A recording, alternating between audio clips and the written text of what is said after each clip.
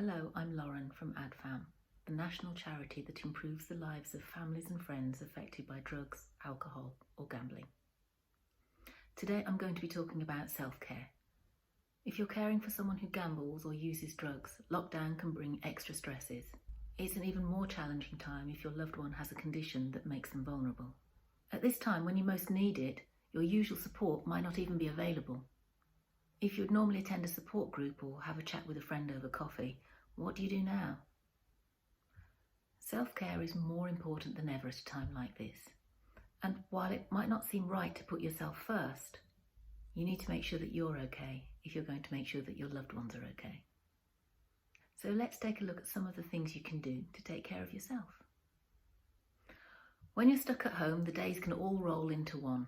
And I'm sure I'm not the only one to have been found in my dressing gown well into the afternoon from time to time. But it can really help to stick to a routine. This might be set meal times or bedtimes or going for a walk at the same time each day. Set an alarm and plan your activities throughout the day. Then do something different to mark the weekend. It's also helpful for the person you care for to maintain normal routines in as far as is possible.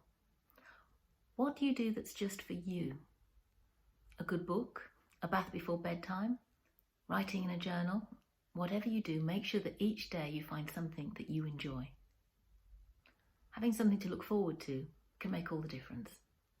It doesn't need to be a big thing, but you do need to commit to it to make it happen. Your activity doesn't need to be alone either.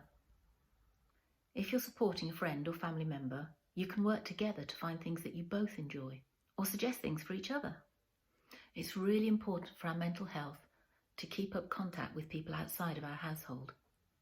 With physical contact so limited, now's the time to discover the joys of Zoom or FaceTime.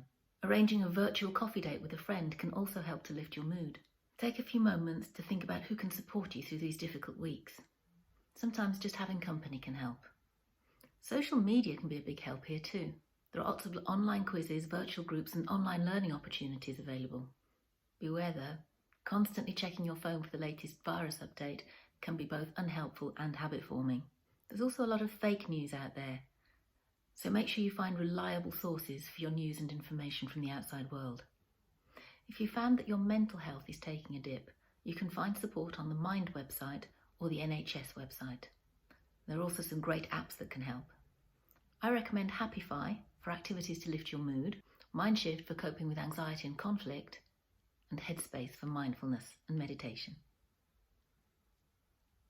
If you've started to develop behaviours that you're not so pleased with, drinking or smoking more than usual, skipping meals or overindulging, think about why you're doing this. Boredom, stress or worry can encourage us into behaviours that aren't healthy. Think about why your habits have changed and what you might like to do instead.